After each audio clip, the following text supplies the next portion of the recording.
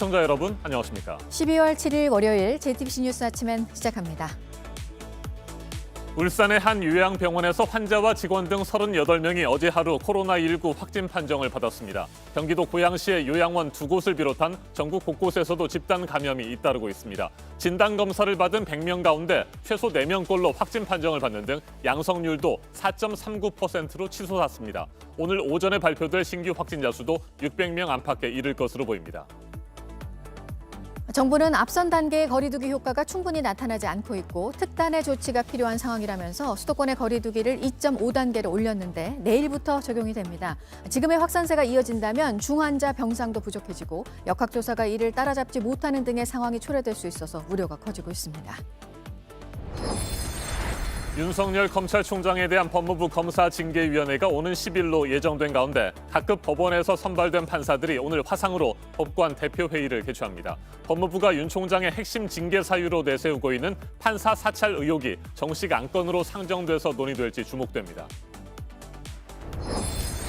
공수처법을 두고 대치하고 있는 여야가 오늘 국회의장 주재로 만나 다시 한번 조율에 나섭니다. 민주당은 이 자리에서도 결론이 나지 않는다면 오늘 법안 소위에서 개정안을 처리해 모레 본회의에서 통과시키겠다는 방침이고 국민의힘은 국민적 저항을 면치 못할 것이라며 맞서고 있습니다. 도널드 트럼프 미국 대통령이 조 바이든 대통령 당선인에 대해 북한 김정은 위원장과 잘 할 것 같지 않다며 차기 정부의 외교 정책을 비관적으로 내다봤습니다. 조지아주 상원의원 선거 지원 유세에 나선 트럼프 대통령은 이번 대선이 조작됐다고 계속해서 주장했습니다. 손흥민 선수가 아스널과의 경기에서 골을 추가하며 2경기 연속 골이자 리그 10호 골을 기록했습니다. 프리미어리그 5시즌 연속 2자릿수 득점도 달성했습니다.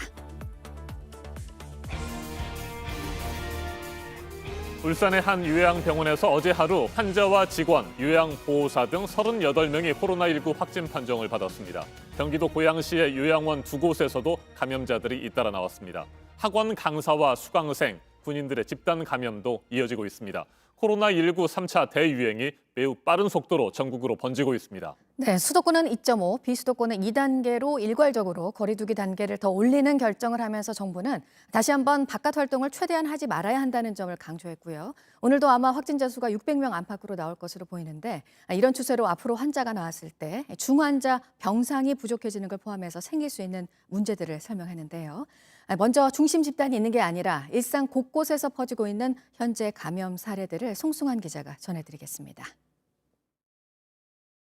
울산시 남구 한 요양병원에서 어제 확진자 38명이 발생했습니다. 오전에만 환자와 직원, 요양보호사 등 15명이 확진 판정을 받았는데 오후 들어 23명이 추가로 확인됐습니다. 이들은 모두 지난달 30일까지 이 요양병원에서 일한 뒤 그제 확진 판정을 받은 요양보호사와 접촉했습니다. 확진자 38명은 모두 여성입니다. 이 중 16명은 70살이 넘었고 치매 환자도 여러 명 있습니다. 확진 판정을 받은 직원과 요양보호사 등은 그동안 출퇴근을 해왔기 때문에 지역사회로 바이러스가 퍼졌을 가능성도 높습니다. 경기도 고양시에 있는 한 요양원에서는 어제 입소자 2명과 직원 1명이 추가로 확진 판정을 받아 총 24명이 감염됐습니다. 고양시의 또 다른 요양원에서도 입소자 1명이 확진 판정을 받아서 다른 입소자와 직원 등 접촉자 모두가 진단검사를 받고 있습니다. 경기도 화성시 동탄신도시에선 한 학원 강사와 그의 수업을 들은 학생 4명이 코로나19에 감염됐습니다. 강원도에선 강릉과 철원에서 군인 8명이 확진 판정을 받았고 어제와 그제 고령 환자 3명이 숨졌습니다. JTBC 송승환입니다.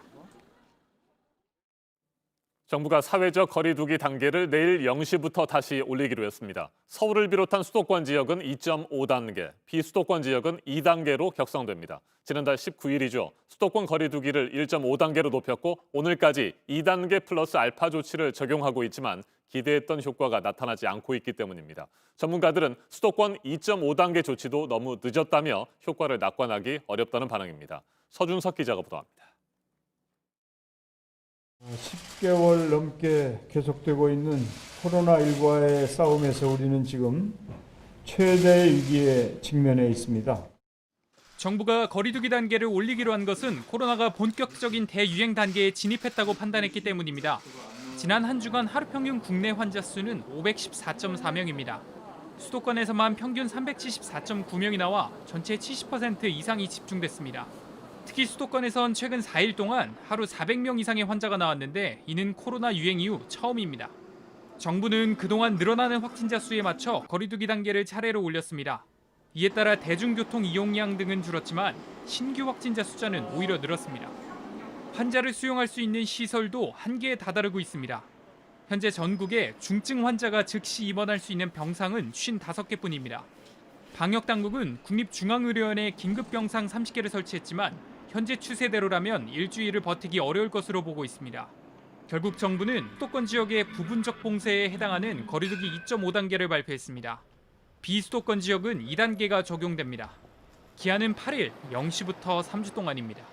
JTBC 서준석입니다.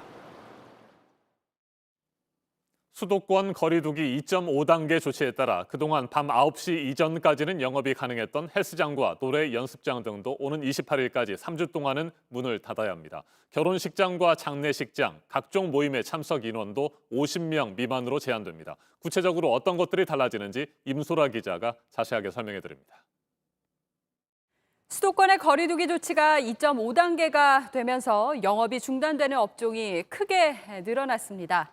유흥주점과 단란주점, 콜라텍 등에 더해서 지금까지는 저녁 9시까지는 열 수 있었던 노래 연습장, 실내 스탠딩 공연장이 문을 닫습니다. 실내 체육시설인 헬스장과 당구장 운영도 중단됩니다. 특히 방학을 맞은 학생들이 많이 찾을 것으로 예상됐던 학원도 문을 닫습니다. 다만 방역 수칙을 지킨다면 대학 입시를 위한 교습은 가능합니다. 마트, 영화관, PC방, 미용실, 독서실 등 대부분의 다중 이용시설이 밤 9시 이후에는 문을 닫습니다. 식당은 2단계 때와 같이 밤 9시 이후에는 포장과 배달 영업만 가능하고요. 카페에서는 역시나 가게 안에서 음식물을 먹을 수 없습니다. 다음으로 스포츠 경기는 다시 관중 없이 치러지게 됐습니다. 종교시설의 예배, 법회, 미사 등은 비대면으로 진행을 해야 합니다. 학교의 등교 인원은 3분의 1 수준으로 유지해야만 합니다. 결혼식과 같은 행사 기준도 50인 이상은 모일 수 없도록 강화를 했습니다. 특히 정부는 지역 간의 이동조차 자제해달라고 요청을 했는데요. 여행과 출장을 아예 가지 말라는 건데 KTX와 고속버스는 예매를 50% 이내로 제한해뒀습니다. 박능호 보건복지부 장관은 이 같은 조치들이 최후의 보루와 같다고 했습니다. 수도권에서 2.5단계 조치로도 확산세를 잡지 못하면 3단계 격상이 불가피하다는 뜻으로 읽힙니다. JTBC 임소라입니다. 코로나19의 양성률이 어제는 4.39%까지 치솟았습니다. 100명이 진단검사를 받으면 적어도 4명 이상이 감염된 것으로 확인되고 있는 겁니다. 한 달 전만 해도 2%대에 머물렀는데 양성률 상승세도 매우 가파릅니다. 강윤석 기자입니다. 어제 0시 기준 코로나19 검사를 받은 인원은 14,371명, 확진자는 631명입니다. 양성률은 4.39%, 즉 100명이 검사를 받으면 최소 4.4명이 코로나19 양성 판정을 받았다는 뜻입니다. 2%대였던 한 달 전에 비해 배가 늘었습니다. 사상 최고치였던 지난 8월 사랑제일교회발 유행 때 육박합니다. 대구 신천지나 사랑제일교회발 유행 때는 오랜 기간 접촉으로 위험 집단 내 확진자 수가 많았고 양성률도 그만큼 높았습니다. 하지만 일상의 소규모 감염이 많은 지금 양성률이 높은 이유는 뭘까? 전문가들은 일단 젊은 층들의 무증상 감염이 높다는 이유를 듭니다.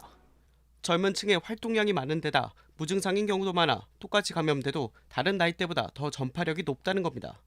계절적 요인도 한 이유로 꼽힙니다. 건조하고 추운 날씨로 똑같이 바이러스에 노출되더라도 호흡기 질환의 감염 위험이 높아졌을 가능성도 있습니다. 게다가 추운 날씨로 실내 활동이 많아진 것도 양성률이 올라간 이유로 추정됐습니다.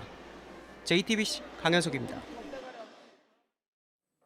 윤석열 검찰총장에 대한 법무부 검사 징계위원회가 2차례 연기된 끝에 이번 주 목요일 10일에 열릴 예정입니다. 그런데 여전히 변수가 많아서 실제로 결론이 내려질지는 불투명합니다. 윤석열 총장 측은 징계위원으로 참여하는 이용구 법무부 차관에 대해 기피 신청을 할 예정이고 오늘 진행되는 전국 법관 대표회의도 중요한 변수 가운데 하나입니다. 최종혁 기자가 보도합니다. 전국 각급 법원에서 선발된 대표 판사들이 오늘 화상으로 회의를 엽니다. 윤석열 검찰총장에 대한 핵심적인 징계 사유인 판사 사찰 의혹이 정식 안건으로 회부될 가능성이 있습니다. 현재까지 확정된 안건 가운데 판사 사찰 의혹은 없습니다. 하지만 법관 대표 10명 이상이 동의하면 현장에서 상정할 수 있습니다. 판사에 대한 정보 수집이 부당하다고 보고 조사를 촉구하는 등 입장을 낸다면 윤 총장 징계위에도 영향을 미칠 수 있습니다. 또 다른 변수는 윤 총장 측이 예고한 징계위원 기피 신청입니다. 당연직 위원인 이용구 법무부 차관에 대해 기피 신청을 할 것으로 보입니다. 공정하지 못하다는 이유에서입니다. 이 차관은 윤 총장이 지휘하는 원전 수사의 피의자인 백운규 전 산자부 장관을 변호했던 사실이 드러났습니다. 징계 청구 사유에 월성 원전 관련된 사안은 없는 것으로 알고 있고요. 전혀 무관하다고 생각을 합니다. 이 차관은 또 법무부 장관이 징계위원 대부분을 지명하는 검사징계법 조항에 대해 윤 총장이 제기한 헌법소원을 두고선 악수라고 평가했습니다. 이와 관련해 대검찰청 형사부장 이름으로 된 인물과 메신저 대화를 주고받는 장면이 포착되기도 했습니다. 이 차관은 박은정 법무부 감찰 담당관이라고 했지만 징계를 청구한 측과 논의한 것도 부적절하다는 지적이 나왔습니다. 이 밖에 윤 총장이 헌법소원과 함께 낸 가처분 신청 결과가 징계위 전에 나올지도 변수가 될 것으로 보입니다. JTBC 최종혁입니다. 고위공직자범죄수사처법 개정을 둘러싼 더불어민주당과 국민의힘의 대치도 오늘 분수령을 맞을 것으로 보입니다. 양당의 원내대표가 박병석 국회의장의 주재로 오전에 다시 만나서 막판 조율을 시도할 예정이지만 접점을 찾는 것은 여전히 쉽지 않아 보입니다. 민주당은 결국 합의에 이르지 못할 경우 법안심사소위원회와 전체 회의를 잇따라 열고 야당의 비토권을 무력화하는 공수처법 개정안을 의결할 방침입니다. 박지훈 기자가 보도합니다. 김태년 더불어민주당 원내대표가 어제 페이스북에 올린 글입니다. 6일까지 여야가 공수처장 후보 합의를 위해서 최선을 다하겠지만 안 될 경우 정기국회 회기 내에 법 개정을 하겠다고 밝혔습니다. 이 같은 상황에서 어젯밤까지 합의 이르지 못한 여야 원내대표는 오늘 오전 다시 만나서 막판 조율을 시도합니다. 하지만 입장차가 커서 합의 가능성은 여전히 크지 않습니다. 합의점이 이루어지지 않는다라고 하면 표결을 통해서 결정해야 되는 상황도 올 것 같다라는 생각입니다. 민주당은 결국 합의가 불발되면 법사위 법안심사 소위와 전체 회의를 열어서 야당의 공수처장 후보 추천 거부권을 무력화하는 개정안을 처리하겠다는 겁니다. 국민의힘은 결사 저지 입장입니다. 또다시 숫자의 힘으로 무리한 개정을 시도한다면 국민들이 용납하지 않을 것입니다.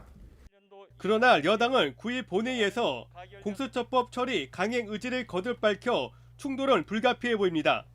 한편 국민의힘은 어제 긴급 기자회견을 열고 지난해 법무부가 민간인이던 김학의 전 법무부 차관 출국 정보를 100차례 이상 불거 조회했다고 주장했습니다. 이에 대해서 법무부는 개인정보보호법 15조 1항에 따르면 공공기관이 소관 업무 수행을 위해서 불가피한 경우 개인정보를 수집할 수 있다며 출입국 내역 조회에 영장이 필요한 것은 아니라고 밝혔습니다. JTBC 박지윤입니다. 트럼프 미국 대통령이 바이든 당선인의 외교 정책들에 대해서 언급을 했는데요. 북한 김정은 위원장과 어떻게 할지 지켜보자면서 그리 잘할 것 같지 않다고 했고 기후협약 또 이란과의 핵 합의도 거론을 하면서 차기 정부 정책들을 깎아내렸습니다. 이 소식은 워싱턴 김필규 특파원이 전해드립니다. 트럼프 대통령은 여전히 자신의 승리를 주장했습니다. If I lost, I'd be a very gracious loser. But you can't ever accept when they steal and rig and rob. 에어포스 1에서 내려 청중에게 인사하고 노래에 맞춰 춤을 추는 모습 모두 한 달여 전 유세 현장을 떠올리게 했습니다. 마스크를 거의 쓰지 않은 지지자들의 모습도 바뀐 게 없었습니다. 다음 달 예정된 조지아주 연방 상원의원 결선 투표를 지원하는 유세였지만 본인의 이야기가 대부분이었습니다. 북한 이야기도 꺼냈습니다. They're all saying war. And we developed relationships. Let's see how he would do with Kim Jong-un of North Korea. I don't think too well. 유세장에 오기 전에 선거 결과를 뒤집고 자신을 지지할 선거인단을 임명하라고 조지아 주지사에게 전화했다가 거절당했습니다. 앞서 오바마 전 대통령은 온라인 유세를 통해 민주당 후보에 대한 지지를 호소했습니다. 이번 결선 투표 결과에 따라 민주당이 상원에서도 사실상 다수당이 될 수 있습니다. 자존심을 건 대선 후반전이 조지아에서 펼쳐지고 있습니다. 워싱턴에서 JTBC 김필규입니다. 프랑스에서는 2주째 새로운 보안법을 반대하는 시위가 열리고 있는데 전주 주말에 이어서 지난 주말에도 시위대와 경찰의 충돌이 있었고 100명에 가까운 사람들이 체포가 되기도 했습니다. 경찰 사진을 인터넷에 올리지 못하게 하는 내용 등의 법안을 두고 이렇게 시위가 이어지고 있는데요. 의회는 좀 수정을 하겠다고 하고 있지만 프랑스 정부는 경찰의 안전을 위한 것이라며 단호한 입장입니다. 박현주 기자입니다. 최루가스가 밤거리를 가득 메우고 곳곳에서 불길이 치솟습니다. 시위대와 경찰이 맞붙으면서 부상자가 잇따릅니다. 현지 시간 5일 프랑스 수도 파리에서 수천 명이 모여 정부의 포괄적 보안법에 반대하는 시위를 벌였습니다. Eh bien, pour nous, on a l'impression qu'on va vers une limitation de plus en plus importante des libertés, qui n'est absolument pas justifiée. 새 보안법은 경찰의 얼굴이나 신원이 담긴 사진을 온라인에 올리는 걸 금지하고 있습니다. 이를 어길 경우 징역 1년 혹은 벌금 6천만 원을 내야 합니다. 최근 프랑스에선 경찰이 폭력을 휘두르는 사건이 잇따랐고 관련 영상이 온라인에 퍼지면서 공분을 샀습니다. 만약 새 보안법이 최종 통과되면 이런 사진이나 영상은 처벌 대상이 될 수 있습니다. 경찰의 권한이 막강해지고 언론의 자유가 침해당할 거라는 반발이 나오는 이유입니다. 항의 시위가 2주째 이어지며 여론이 나빠지자 의회는 뒤늦게 문제가 된 조항을 손보겠다고 한 발 물러섰습니다. 하지만 내무부 측은 법안을 철회할 계획이 없다고 밝혔습니다. C'est la protection des policiers et des gendarmes dans le cadre des opérations de police. Ils ne sont pas assez protégés, je le répète, je n'ai pas changé de conviction.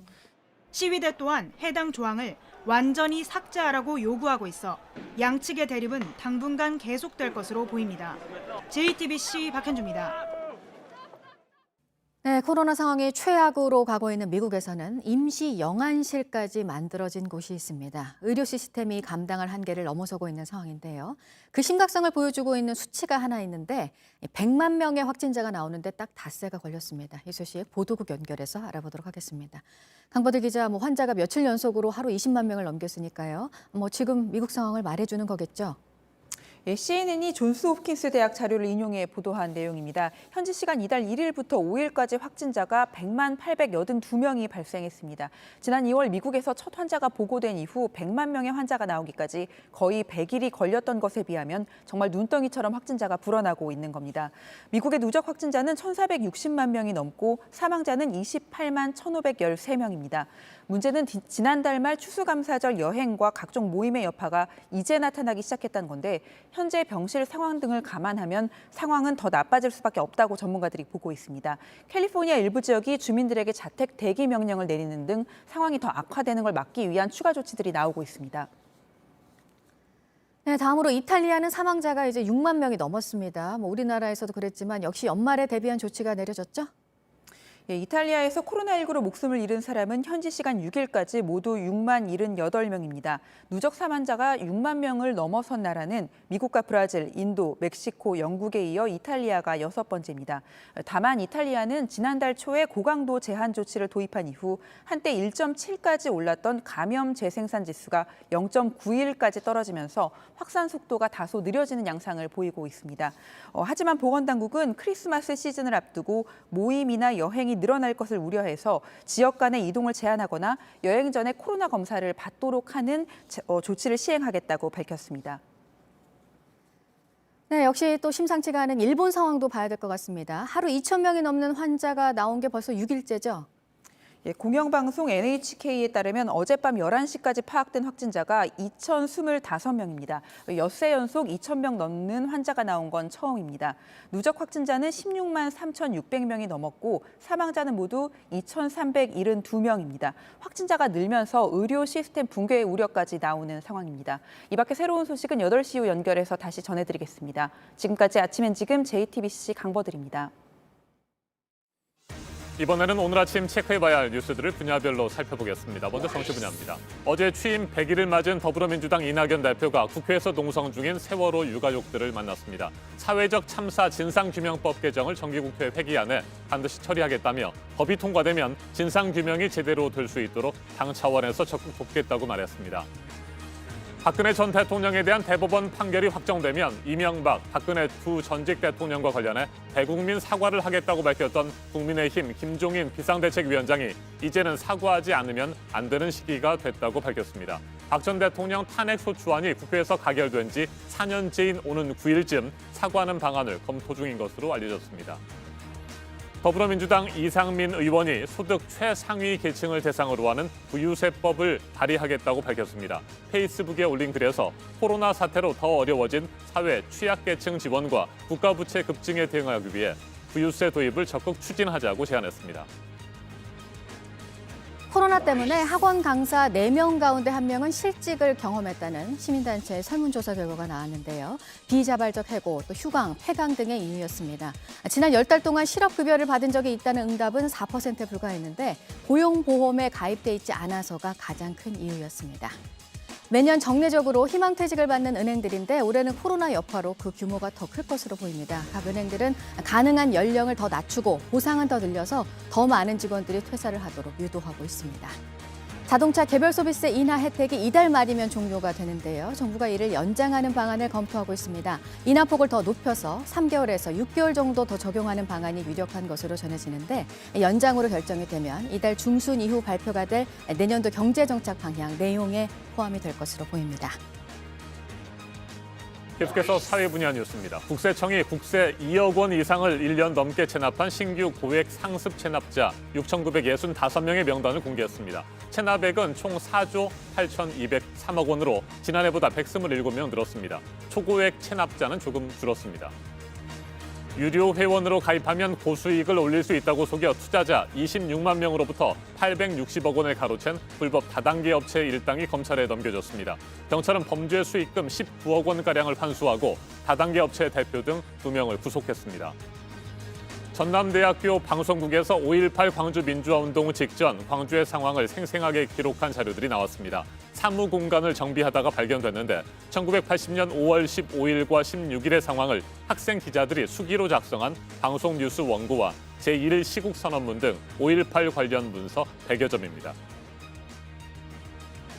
어제 열린 엠넷 아시안 뮤직 어워즈에서 방탄소년단이 올해 가수, 노래, 앨범을 포함해서 4개 부분 대상을 2년 연속으로 받았습니다.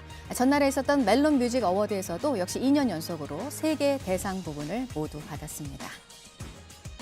국보인 추사 김정희의 세한도를 비롯해 문화재들을 조건 없이 국가에 기증을 해온 손장규 씨가 문화훈장 중에 최고 영예인 금관문화훈장을 받습니다. 시상식은 내일 열립니다. 서울시민연극제에서 송파복지센터 소속의 극단 앙코르의 작품 도덕적 도둑이 대상 수상작으로 뽑혔습니다. 60세 이상으로 구성이 된 극단입니다. 연극을 향한 열정과 조화가 돋보였다는 평을 받았습니다. 네, 오늘 있을 국정농단 파기환송심 재판에 이재용 삼성전자 부회장이 출석을 하는데요. 특히 오늘 재판에서는 이 부회장의 양형에 반영될 삼성준법감시위원회에 대한 전문 심리 결과가 발표될 예정입니다. 수도권 거리두기가 2.5단계로 올라가기 전 서울시에서는 강도 높은 조치가 발표가 됐죠. 오늘부터 서울 지역 모든 중고등학교 수업이 전면 온라인으로 전환이 됩니다. 돌봄 공백 등을 우려해서 유치원과 초등학교는 기존 지침대로 전교생 3분의 1 이내로 등교를 유지하기로 했습니다. 경찰이 오늘부터 전국 고속도로에서 연말연시 음주 단속을 강화합니다. 고속도로 요금소와 주요 진출음로에서 내년 1월 말까지 주 2회 단속에 나섭니다. 분야별 뉴스들 체크해드렸습니다. 오늘은 한 해 동안 눈이 가장 많이 내린다는 절기 대설입니다. 낮부터는 찬바람이 불면서 기온이 크게 떨어지고 일부 지역에서 눈 소식도 있는데요. 충청과 호남 서해안, 영남 서부 내륙에는 눈이 날리거나 빗방울이 떨어지는 곳이 있겠습니다. 강릉과 동해를 포함해 강원 동해안에는 대기가 더 건조해지면서 건조경보가 내려졌습니다. 그 밖에 경상 동해안과 전남 동부를 중심으로는 여전히 건조주의보가 내려져 있습니다. 어제 미세먼지가 남아있고 새벽부터 국외 미세먼지가 들어오면서 공기는 탁하겠습니다. 미세먼지 농도가 중부지방과 호남 그리고 대구에서 나쁨 수준을 보이겠습니다. 현재 기온은 서울 4도, 춘천 영하 2도, 전주 2도, 부산 6도로 어제보다 2도에서 5도가량 높아 크게 춥지 않겠습니다. 하지만 낮 기온은 어제보다 크게는 4도가량 떨어지겠습니다. 서울 5도, 대전 7도, 광주와 대구 10도를 보이겠습니다.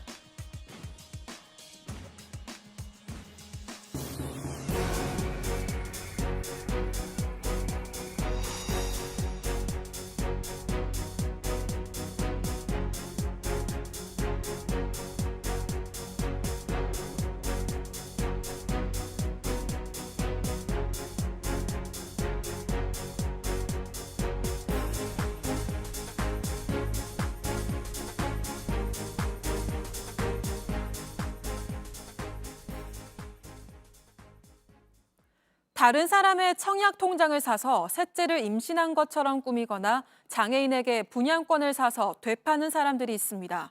경찰이 오늘부터 아파트 분양 시장에서 일어나는 이 같은 불법 행위들을 집중 단속합니다. 이혜원 기자입니다. 자녀를 2명 둔 사람의 청약 통장을 사서 셋째 아이를 임신한 것처럼 서류를 위조해 팔아넘긴 A씨 일당. 특별 청약 대상자인 장애인에게 분양권을 산 뒤 웃돈을 얹어 팔아 12억 원을 챙긴 B씨 일당. 실제 경찰이 적발한 사례입니다. 경찰은 지난 8월 부동산 시장을 어지럽힌 2,140명을 적발했습니다. 이 중 절반 가까이가 청약 통장 매매와 부정 청약, 불법 전매 등 아파트 분양과 관련됐습니다. 경찰은 투기 과열지구와 조정 대상 지역에서 아파트 분양의 공정한 경쟁을 막는 각종 불법 행위를 집중 단속합니다. 서울과 경기, 인천, 부산 등 9개 지방청의 지능범죄수사대가 수사를 맡습니다. 경찰은 특히 조직적인 범죄를 주도하는 브로커를 구속 수사하고 범죄 수익은 환수하기로 했습니다. 수사 결과는 지자체와 국세청에 통보해 과태료를 부과하고 세금을 추징합니다. 경찰청은 범죄 수익이 처벌보다 크다는 인식이 바로 잡히도록 엄정하게 대응하겠다며 적극적인 신고와 제보를 해달라고도 했습니다. JTBC 이하원입니다. 어제 저녁 7시 10분쯤 서울 구로구에 있는 한 식당에서 불이 났습니다. 불은 출동한 소방대에게 20여 분 만에 꺼졌고 집기류 등 일부가 타면서 소방서 추산 440만 원의 재산 피해가 일어났습니다. 소방당국은 식당 밖에 있는 화덕에서 양꼬치 초벌구이를 하던 중 연통 안에서 시작된 불길이 식당으로 번진 것으로 보고 정확한 화재 원인을 조사하고 있습니다. 어젯밤 10시 40분쯤에는 서울 금천구에 있는 한 아파트 2층에서 불이 났습니다. 다친 사람은 없었지만 주민 20여 명이 대피하는 소동이 일어났습니다. 소방당국에 따르면 가정집에 있던 김치 냉장고에서 불이 시작됐고 150만 원 상당의 재산 피해가 일어났습니다. 어제 오후 6시 10분쯤 충북 괴산군 중부내륙고속도로 양평 방향 연풍요금소 부근에서 차량 3대가 연쇄 추돌했습니다. 이 사고로 마지막 승용차에서 불이 났고 해당 차량의 운전자 등이 다쳐 병원으로 옮겨졌습니다. 경찰은 운전자 등을 상대로 정확한 사고 경위를 조사하고 있습니다.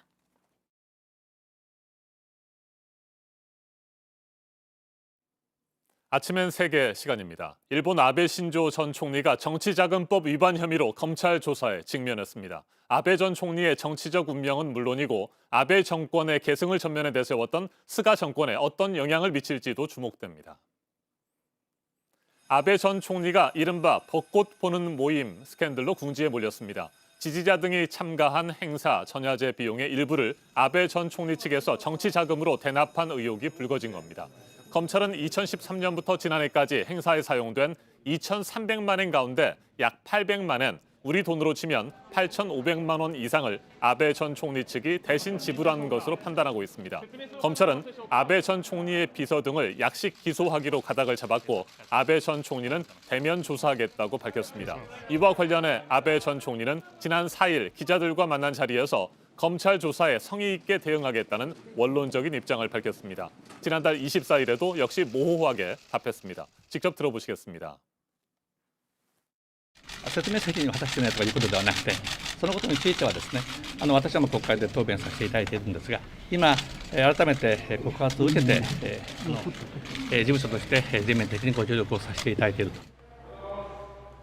아베 정권의 계승을 앞세웠고 벚꽃 스캔들 당시 관방장관이었던 스가 총리 역시 책임론에서 자유롭지 못한 상황입니다.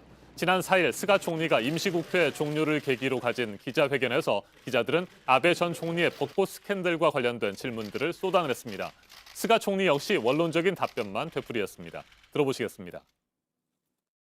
当時の官房長官として前総理本人を含めて事実関係を確認した上で国民にご説明するお考えはありますでしょうか。私は国会で答弁したことについて責任を持つことは当然である、そういう意味合いで私自身申し上げたことであります。 하지만 검찰은 아베 전 총리의 비서를 약식 기소하기로 방침을 정한 것으로 알려졌습니다. 기소와 동시에 벌금형에 처해달라고 청구해 정식 재판까지는 가지 않는 형식을 고려하고 있습니다. 아베 전 총리 역시 임의 사정 청취 형식으로 대면 조사를 해도 법적 처벌로 이어질 가능성은 크지 않다는 관측이 나옵니다. 검찰이 실제로 아베 전 총리의 비서를 약식 기소하는 선에서 사건을 종결할 경우 봐주기 수사와 솜방망이 처벌이라는 논란이 거셀 것으로 보입니다. 도쿄지검 특수부는 지난 5일 임시국회 회기가 끝남에 따라 아베 전 총리의 대면 조사 일정을 조만간 잡을 예정인 것으로 알려졌습니다. 아베 전 총리의 검찰 조사가 임박한 것으로 보입니다. 일본 전문가와 좀 더 자세하게 짚어보겠습니다. 조진구 경남대 극동문제연구소 교수 전화로 연결되었습니다. 교수님 안녕하십니까? 예, 안녕하십니까? 네, 일본에서 전직 총리가 검찰의 대면 조사를 받는 것은 매우 드문 일입니다. 이번 수사의 배경 어떻게 보세요? 예, 장기 총리였지만 여러 가지 스캔들이 있었습니다. 학원 스캔들도 있었고, 사실상, 그 총리직에 있을 때는 살아있는 권력에 대해서 수사하기가 좀 곤란했습니다. 그렇기 때문에 아마, 미디어하고 검찰은 예의주시해왔고, 총리 자리에서 물러난 총리를 대상으로, 아베 전 총리를 대상으로 아마 계속해서 문제를 제기하고 앞으로도 계속 추궁을 할 것 같습니다. 네. 말씀하신 대로 전 총리가, 조사를 한 적이 유례를 찾아보기 힘듭니다. 과거 70년대 중반에 다나카란 총리가 체포된 적이 있어요. 뇌물수수 외환법 위반으로. 그 이후에는 사실상 전 총리를 대상으로 검찰 수사도 체포된 사례가 없기 때문에 유례를 찾아보기 어렵습니다만 80년대 후반에도 국민들의 정치적인 불신을 초래했던 리크루트 사건이라는 게 있었는데 이때 당시 총리였던 다케시다 전 총리를 비롯해서 모두가 총사직을 한 적이 있거든요. 그렇기 때문에 앞으로 검찰의 조사 여부에 따라서는 아베 총리의 정치적인 운명뿐만 아니라 스가 정권도 상당히 타격을 입을 가능성도 있습니다. 네. 방금 말씀하신 대로 아베 정권 계승을 내세웠던 스가 총리 역시 상당한 영향을 받을 것으로 보이는데 이 스가 총리는 아베 정권 시절에 8년 동안 관방장관까지 지냈지 않습니까? 네, 맞습니다. 네. 그렇습니다. 지금 가장 중요한 거는 코로나 대응인데 코로나 대응도 아베 정권 때도 제대로 잘 하지 못했고 이번에 스가 정부에 대해서도 국민들의 불신이 많거든요. 그런 상황에서 이 문제가 불거졌기 때문에 아베 정권과 함께 했던 그 스가 총리로서도 자유롭지 못하다. 다만 문제는 이제 이거를 어떻게 극복해 나갈 것이냐, 국민들한테 어필해 나갈 것이냐 하는 상황이기 때문에 조금 더 신중하게 대응을 하면서 코로나 대책에 뭔가 비전 명확한 대책을 제시해 간다면 조금 스가 총리로서도 이 위기를 정치적 위기를 극복해 갈 가능성이 있다고 봅니다. 네. 아베 전 총리의 영향력 약화는 불가피해 보이기도 합니다. 최근 자민당 의원 모임 회장을 맡는 등 활동을 재개하지 않았습니까? 세 번째 총리 출마의 목소리도 그래서 나왔었고요. 그런데 이번 일로 정계 은퇴할 가능성이 높다 뭐 이런 관측이 나오는데 이건 어떻게 보십니까? 저도 사실상 그럴 수 있다고 봅니다. 아까 그 방송에도 나왔습니다만 그 전 총리 비서가 위법성을 인정했어요. 근데 그게 자신의 독자적인 판단이었고 아베 전 총리는 몰랐다는 거거든요. 다만 그 800만 원 비용을 보전했다는 800만 원 출처가 무엇이냐, 혹은 그게 전부일 것이냐, 이 부분에 대해서 검찰이 수사를 계속해 간다면은 혹시 이 다른 분야로 확대되거나 혹은 다른 의원으로 확대된다면은 아베 전 총리로서는 의원직 사퇴뿐만 아니라 정계 은퇴도 불가피하고 금방 말씀하신 대로 다시 총재 선거에 나오는 일은 아마 어렵지 않을까 하는 그런 생각이 듭니다. 알겠습니다. 조진구 경남대 극동문제연구소 교수였습니다. 일본 현지 언론들은 헌정사상 최장수 총리이자 오랫동안 자민당의 얼굴이었던 아베의 스캔들 확산에 일본 정치권이 안절부절하고 있다고 전하고 있습니다. 아베 전 총리가 자신은 몰랐고 비서진의 단독 행동이었다. 이렇게 꼬리 자르기를 시도할 것이라는 관측도 나오고 있습니다. 일본 검찰의 칼날이 어디까지 닿을 수 있을지 앞으로의 수사를 지켜봐야 할 것 같습니다. 지금까지 아침엔 세계였습니다.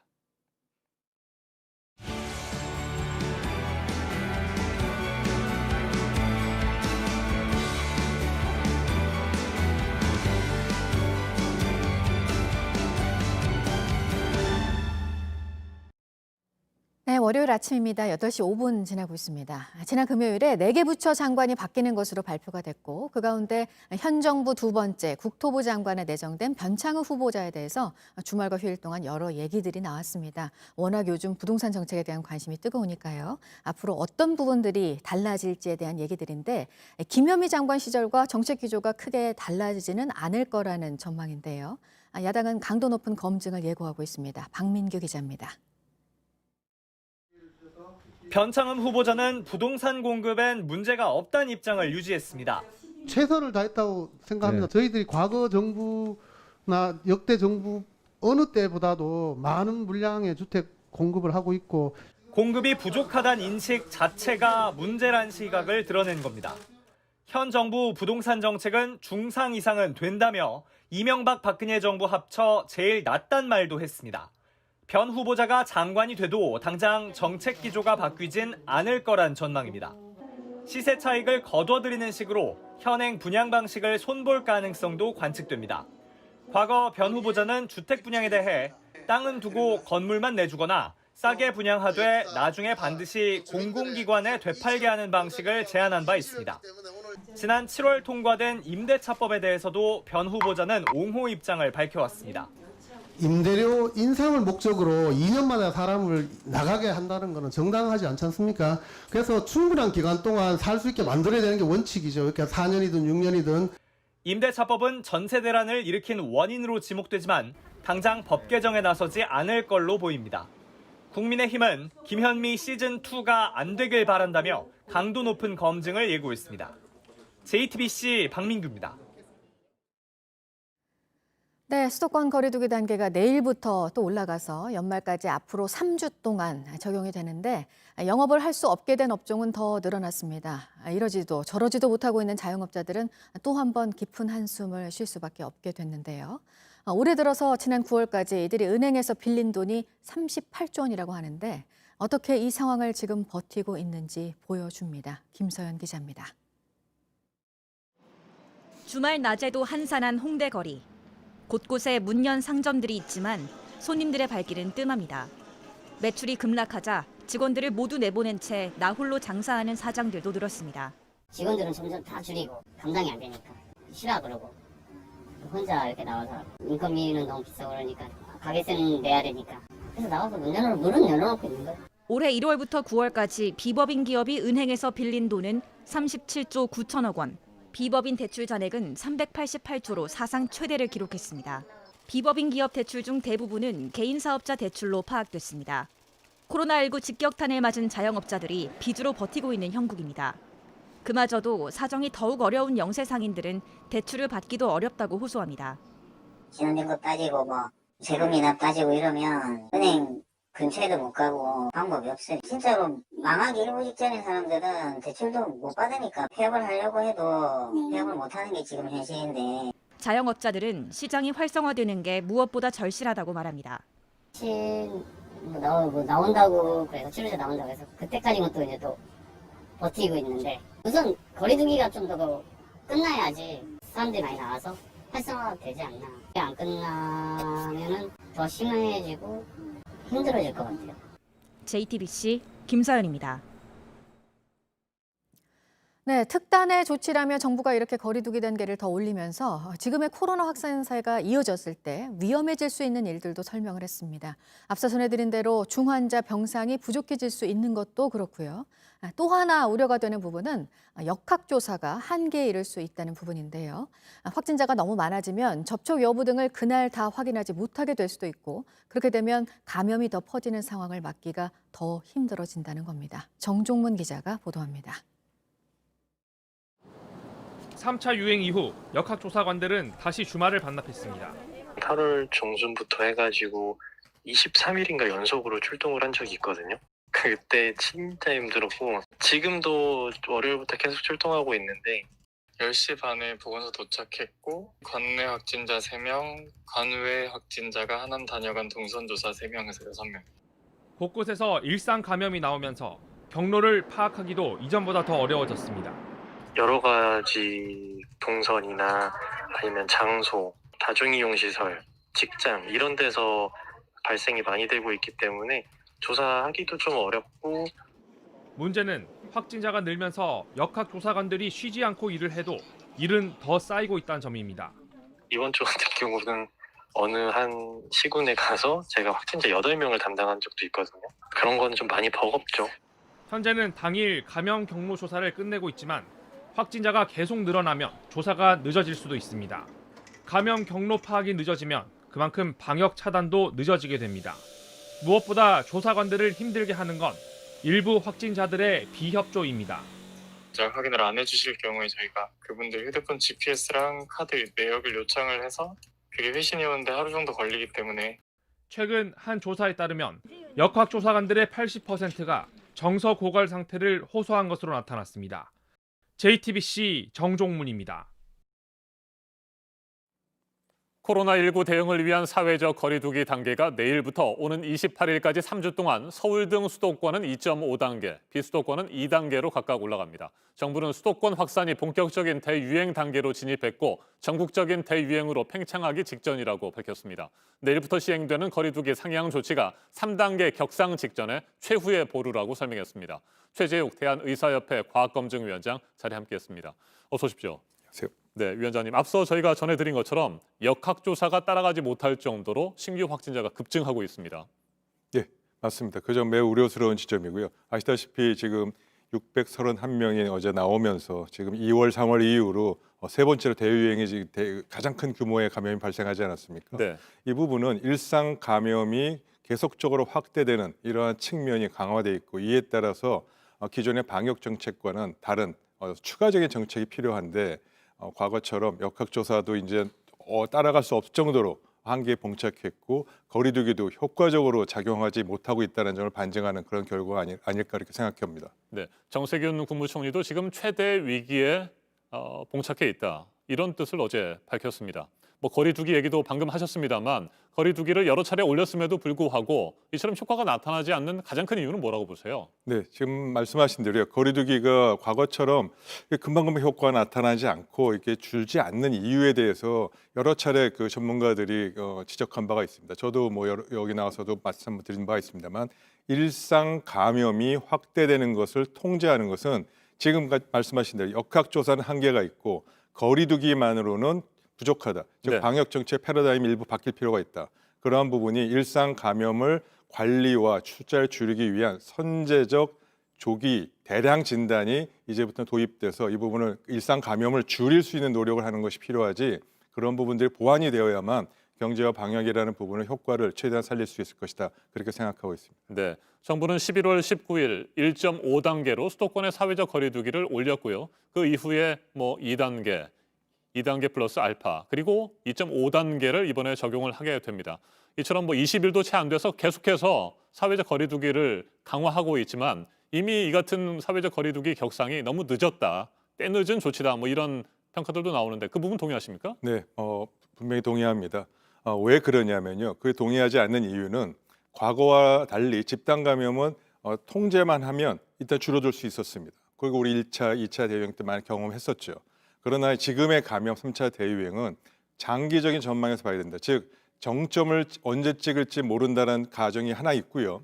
두 번째로 과거와 달리 이 정점도 크고 이 지속 기간도 오래될 것이다. 장기간 갈 것이다라는 이런 세계적인 학자들의 전망뿐만 아니고 국내에서의 전망 부분을 고려해서 1, 2주간의 이런 부분을 해서 단계적으로 하는 부분도 있지만 추가적인 그런 부분 필요하다는 얘기를 여러 차례 지적했습니다. 네. 즉 정점이 세계적 학자들이나 전문기관들은 세계적인 상황뿐만 아니고 우리나라도 정점이 1월 말까지 지속될 수 있을 것이다.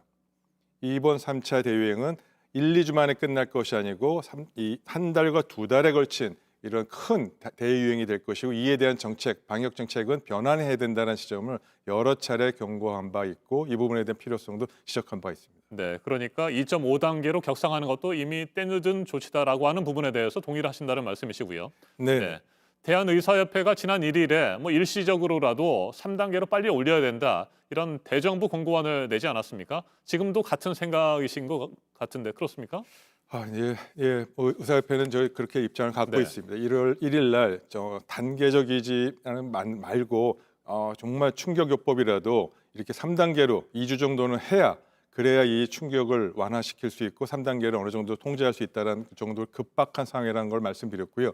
물론 그러한 전제 조건에는 아까 말씀드린 대로 이 지금 전국적 대유행을 막기 위해서는 서울 수도권이 아닌 지방에서도 확대해야 되는데 그 부분도 늦었고요. 네. 그다음에 2단계 플러스 알파 같은 부분도 늦었고 또 하나 또 얘기하면 아까 말씀드린 대로 선제적 대량 조기 진단과 같은 추가적인 방역 정책도 하지 않았기 때문에 그런 방법이 없다. 그럼 3단계라도 올려서 어떻게든지 통제해 봅시다라고 한 그런 고충이 있었다. 그런 어떤 배경이 있었다는 점도 같이 생각해 주시면 고맙겠습니다. 네, 일반적으로 거리두기 단계가 효과가 있는지 없는지를 파악하기 위해서는 최소 열흘에서 2주 정도가 필요하지 않습니까?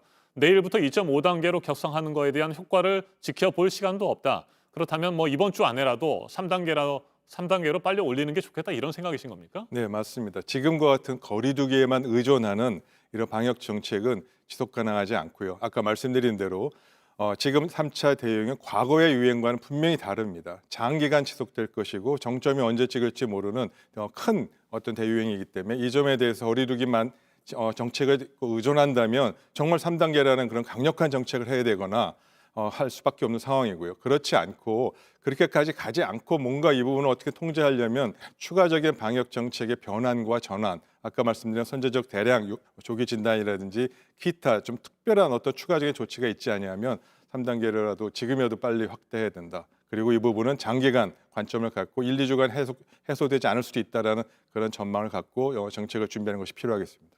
네, 한 명의 확진자가 또 다른 사람 몇 명에게 바이러스를 옮기느냐 이게 이제 감염 재생산 지수라고 하는 거잖아요. 감염 재생산 지수가 지난주에 1.4 정도를 기록한 것으로 알고 있습니다. 이 같은 수준이라고 한다면 1, 2주 안에 하루 신규 확진자가 1,000명대에 이를 수도 있다. 이런 전망이 가능한 겁니까? 네, 맞습니다. 수학적 통계 모델링이기 때문에 그렇습니다. 그러나 이는 수학 통계 모델링이고요. 1.4 혹은 2가 넘은 적도 있습니다. 그렇게 유지된 게 벌써 한 2, 3주 됐습니다. 그럼에도 불구하고 1,000명까지 아직은 증가하지는 않았습니다. 이 부분은 그만큼 차이가 발생하면 분명히 사회적 거리두기에 일부 효과는 있는 겁니다. 그러나 이 부분을 그렇게 조금씩 줄이는 거 말고 근본적으로 이 부분을 정책안이 내릴 수 있으려면 그리고 이 장기간 지속하려면 이 거리두기만으로는 부족한 것이 현재 실정이고요. 검사자 중에서 양성률을 보이는 것도 지금 4.6%에 달하지 않습니까? 이 부분도 굉장히 우려스러운 지점이고요. 여전히 감염자는 확진자는 증가되고 있고 이 확진자가 증가하고 있는 부분이 지금 일상 감염을 통해서 이 사회 전체에 특히 서울 수도권의 일상 감염을 통해서 밑에 잠재되어 있기 때문에 이 부분을 어떻게 통제하지 않으면 위에 튀어나오는 집단 감염만 통제해서는 역학조사도 어려운 상황이어서 통제가 근본적으로 불가능할 것이다라는 전제를 꼭 좀 고려해야 될 것 같습니다.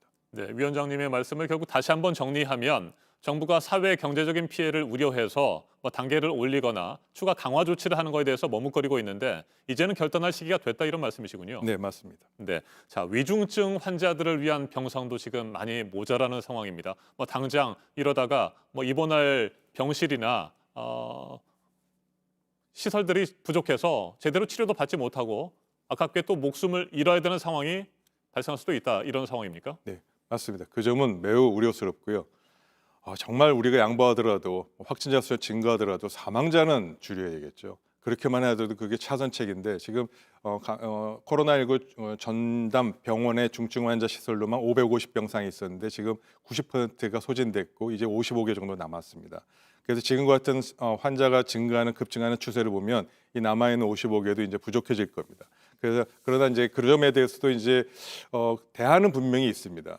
지금 일반 환자분들께서 사용하시는 중환자실과 일반 병상 수가 분명히 그래도 여유 있게 아직은 좀 많이 있기 때문에 이 부분을 일반 환자들 치료와 또 이 환자 치료하는 의료계와 이 정부 당국의 머리를 맞대고 추가적인 코로나19 전담 병원을 혹은 전담 병상을 어떻게 추가로 확보할 것인지에 대해서 지금부터 머리를 맞대고 안을 만들어서 확보해야 될 것이라고 생각합니다. 네, 병상이 부족해서 확진 판정을 받고도 제대로 치료를 받지 못하는 안타까운 상황, 비극적인 상황까지는 정말 가서는 안 될 것 같습니다. 끝으로 한 가지만 좀 살펴볼게요. 70대 위중증 환자가 혈장 치료제 치료를 받고 회복됐다 이런 얘기가 있던데 혈장 치료제 효과는 많이 입증이 된 상태입니까? 네, 지금 효과를 안전성을 입증하는 단계에 있고요. 임상 이상 시험, 그다음에 3상 임상 시험 들어갈 준비 중에 있습니다. 1상에서 2상, 2상에 3상까지 간 단계도 역시 안전성이 입증돼야만 3상까지 갑니다. 그래서 지금까지는 순조롭게 잘 진행되고 있고요. 최종적으로는 3상 임상 시험이 다 끝나야만 안전성 확보할 수 있기 때문에 조금 더 희망을 갖지만 조금 더 시간을 갖고 기다려보는 것은 필요할 것 같습니다. 네, 3차 대유행의 사슬을 끊기 위해서 보다 적극적인 정부의 결단이 필요하다. 이런 결론을 오늘 내릴 수 있을 것 같습니다. 결론이 날 때까지 그냥 기다려서는 안 될 것 같고 우리 국민들은 사회적 거리두기를 일단 철저하게 지킬 필요가 있어 보입니다. 오늘 여기까지 듣도록 하겠습니다. 최재욱 대한의사협회 과학검증위원장이었습니다. 말씀 잘 들었습니다. 네, 그리고 트럼프 미국 대통령 대선 불복 소송을 이끌고 있는 측근이 코로나에 감염됐다는 소식도 있습니다. 트럼프 대통령이 직접 이 소식을 전했다고요? 예, 트럼프 대통령이 현지 시간 6일 자신의 트위터에 줄리아니 전 뉴욕시장의 확진 소식을 밝혔습니다. 역사상 가장 위대한 뉴욕의 시장이자 가장 부패한 선거를 폭로하기 위해 일하고 있는 줄리아니가 중국 바이러스 양성 판정을 받았다고 썼습니다. 자신의 개인 변호사이자 측근의 확진 소식을 알리면서 다시 한번 대선 불복 주장, 코로나 중국 책임론을 강조한 겁니다. 정작 줄리아니 전 시장은 입장을 달라는 로이터 통신의 요청에 답하지 않고 있습니다. 줄리아니 전 시장은 트럼프 대통령이 낸 각종 대선 불복 소송의 책임자로 최근 몇 주 동안 여러 경합주를 돌아다니며 의회 증언 등에 나서고 있습니다. 끝으로 내일부터 11일까지 스티븐 비건 미국 국무부 부장관이 방한한다는 소식입니다. 국무부는 비건 부장관이 한국 당국자들과 만나 한미 동맹에 대해 논의할 것이며 대북 조율도 논의의 대상이 될 것이라고 밝혔습니다. 비건 부장관은 트럼프 행정부에서 대북 실무 협상을 총괄했는데 이번 방한이 마지막이 될 것으로 보입니다. 우리 외교부도 한미 고위급 협의가 있을 거라고 밝혔습니다. 최종건 외교부 1차관, 이도훈 한반도 평화교섭본부장, 강경화 외교부 장관 등을 만나게 됩니다. 지금까지 아침엔 지금 JTBC 강버들입니다.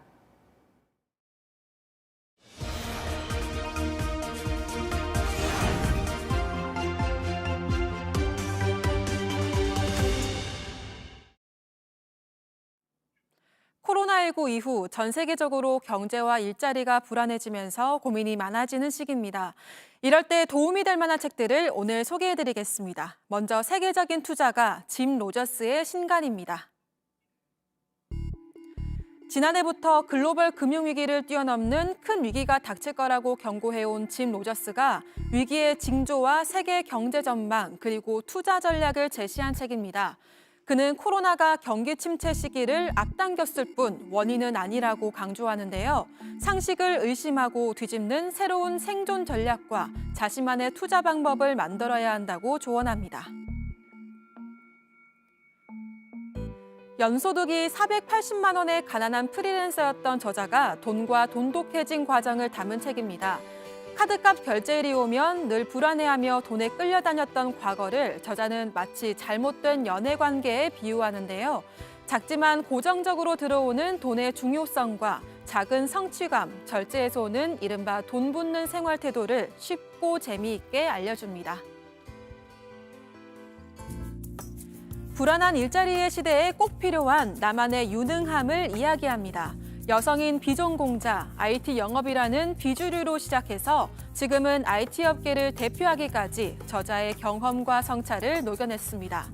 직장 생활을 하다 보면 잊기 쉬운 스스로를 믿고 일하는 방법을 알려주고 일로 보다 나은 사람이 되고 싶은 이들을 위해 다양한 조언을 아끼지 않습니다. 지금까지 새로 나온 책 소식 전해드렸습니다. 절기상 대설인 오늘은 낮부터 찬바람이 불면서 추워지겠습니다. 충남과 호남 서해안을 중심으로는 눈이 날리거나 빗방울이 떨어지는 곳도 있겠습니다. 미세먼지 농도는 중국발 스모그가 유입되면서 중부지방과 호남을 중심으로 나쁨 수준을 보이겠습니다. 낮 최고 기온은 서울 5도, 대전 7도, 광주와 대구 10도로 어제보다 1도에서 4도가량 낮겠습니다. 내일은 서울의 아침 기온이 영하 4도까지 떨어지는 등 내륙 곳곳이 영하권을 보이겠습니다.